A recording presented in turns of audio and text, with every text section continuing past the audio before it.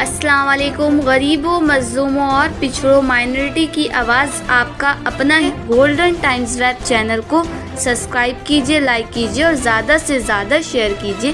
Thank you. अस्सलाम वालेकुम। मैं वकार अब्बासी और आप देख रहे हैं गोल्डन टाइम्स। उत्तराखंड में आज प्रदेश भर के वकील हड़ताल पर हैं। प्रदेश के सभी न्यायालयों में बार एसोसिएशन ने न्यायिक अधिकारियों का जमकर विरोध किया और कार्य बहिष्कार किया। वकीलों का आरोप है कि न्यायिक अधिकारी अधिवक्ताओं के साथ दुर्व्यवहार करते हैं और अदालतों में भ्रष्टाचार और रिश्वतखोरी लगातार बढ़ती जा रही है। इन्हीं सब को लेकर आज बार काउंसिल ऑफ उत्तराखंड ने कार्य बहिष्कार की घोषणा की थी ताकि न्यायिक अधिकारियों को चेताया जा सके। अदालतों में अगर जल्द से जल्द ये सब बंद नहीं किया गया तो प्रदेश भर के सभी वकील अनिश्चितकालीन हड़ताल पर चले जाएंगे।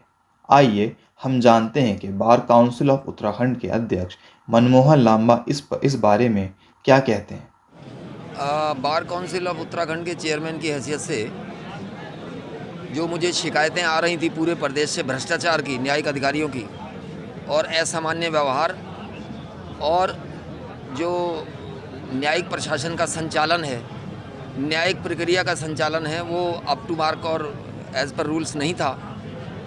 मैंने 29 तारीख को 29/10/2022 को पूरे प्रदेश के अध्यक्षों और सचिवों की मीटिंग बुलाई देहरादून में और उनसे फीडबैक लिया और सब ने एक मत से ये कहा कि हम सब दुखी हैं और बार काउंसिल जो है इसमें कुछ करे।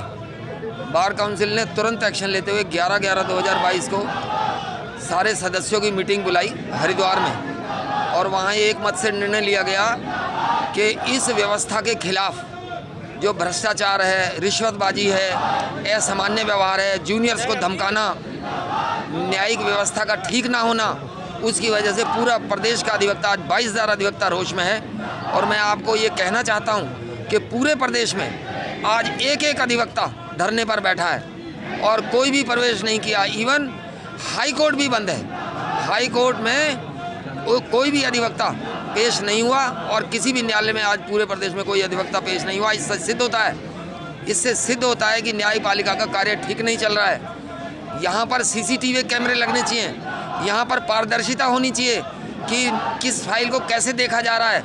गरीब आदमी पीछे बैठा रहता है, पूरा दिन शाम को 5 बजे तारीख लेके चला जाता है और जो व्यक्ति भारी भरकम हैसियत वाले हैं उनके मुकदमे पहले सुने जाते हैं, उनके पक्ष में निर्णय किए जाते हैं। गरीब आदमी को कोई न्याय नहीं मिल रहा है, ये मेरा कहना है। इसीलिए सारी बार एसोसिएशंस को मैं बधाई देता हूँ, पूरे प्रदेश के अधिवक्ताओं को बधाई देता हूँ। हर एक ताल्लुक, तहसील, जिले के अध्यक्षों और सचिवों, कार्यकारिणी और सारे अधिवक्ताओं को भी धन्यवाद करता हूँ कि सब एक साथ हुए।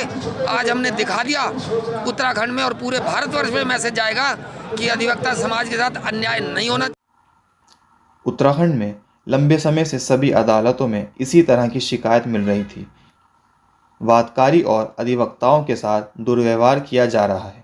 इतना ही नहीं, बार एसोसिएशन देहरादून के अध्यक्ष मनमोहन कांडवाल का कहना है कि अदालतों के न्यायाधीश खुद को राजा और वकीलों और वादकारियों को प्रजा समझ रहे हैं।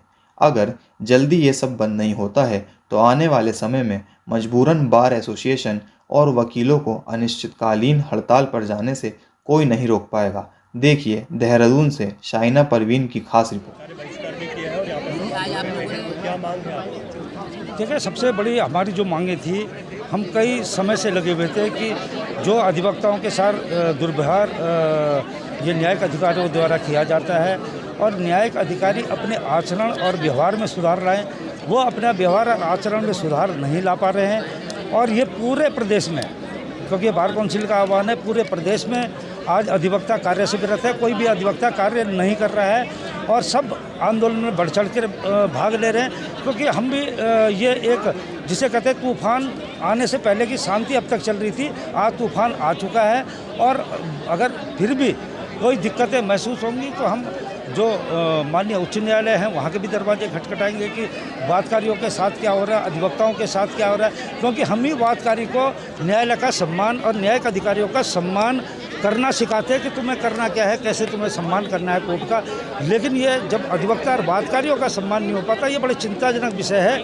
और कई चीज़ें होती हैं कि जिससे ये चीज़ें बढ़ी है। राजा प्रजा के बीच की दूरी बढ़ गई है, वो अपने को राजा समझते हैं, हमें प्रजा समझते हैं। और राजा क्या, और जो अंग्रेज़ों के ज़माने का कानून चला आ रहा है, जो व्यवस्थाएं वो चली आ रही है, वही चली आ रही हैं आज भी।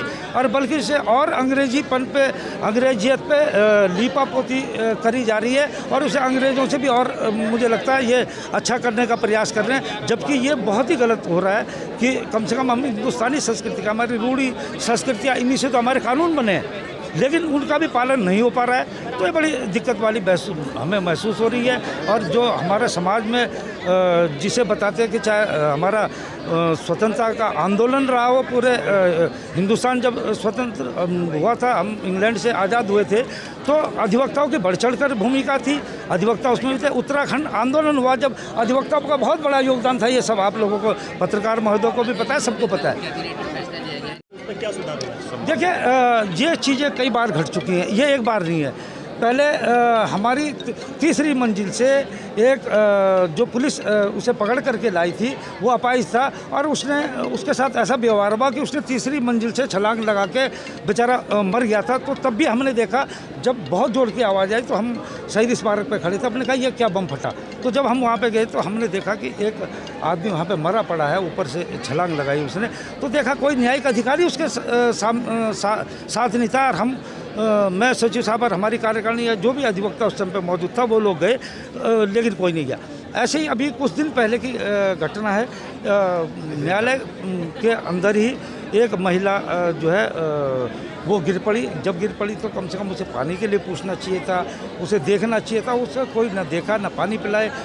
आधे घंटे बाद एम्बुलेंस आई। जब एम्बुलेंस आई, जब अधिवक्ता शामिल हुए, एम्बुलेंस आई, तो फिर जाके जब जैसे उसे दून अस्पताल में ले गए, बगल में ही दून अस्पताल है, वहाँ पे डॉक्टरों ने मृत घोषित कर दिया।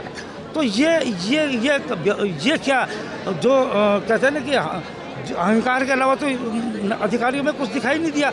जो हमारे संस्कार हैं, हमारे जो परिवार संस्कार सिखाती है कि अगर घर के बाहर ही कोई पड़ा है तो हम एम्बुलेंस को फ़ोन करके बुलाते हैं, और इनके घर के अंदर पड़े होने के बाद भी ये किसी को नहीं बुलाते। ये एक शोचनीय मुद्दा है, गंभीर मुद्दा है। इस तरीके से कैसे ये देश चलेगा और कैसे न्यायपालिका पर लोगों को विश्वास होगा, आज बड़ी जो है विडम्बना की बात है। हल्द्वानी जो माननीय उच्च न्यायालय स्थानांतरित हो रहा, बड़ी अच्छी बात है। क्योंकि हल्द्वानी में नैनीताल में एक बहुत बड़ा अंतर है कि नैनीताल में धर्मशाला तक नहीं है कि न्याय चला निर्धन से मिलने। तो निर्धन कैसे नैनीताल चला जाता, कहाँ वो रात को रहता, ये बड़ी समस्या थी। और वहाँ होटल, जिस समय सीजन होता था, वहाँ होटलों की ऐसी वो रहती थी कि वहाँ कमरा तक नहीं मिल पाता था। जो कमरा 1000-2000 का मिलना चाहिए था, वो उस टाइम पे 50-50 हज़ार रुपये का मिलता था। तो ये बात न्याय चला निर्धन से मिलने वाली जो कहावत है, वो चरितार्थ हो रही है। क्योंकि हल्द्वानी में कम है जो है पर्यटक वहाँ नहीं जाते, तो वहाँ पे इतना ज़रूर होगा कि वहाँ के जो लोकल हैं उन्हें भी फ़ायदा होगा। और एक महंगाई पर जो गरीब आदमी है उसे भी न्याय मिलने की पूरी वो है कि उसे न्याय मिलेगा, भले वो गरीब है। लेकिन नैनीताल में बड़ा ये असंभव हो रहा था, इसलिए हम इसका स्वागत करते हैं।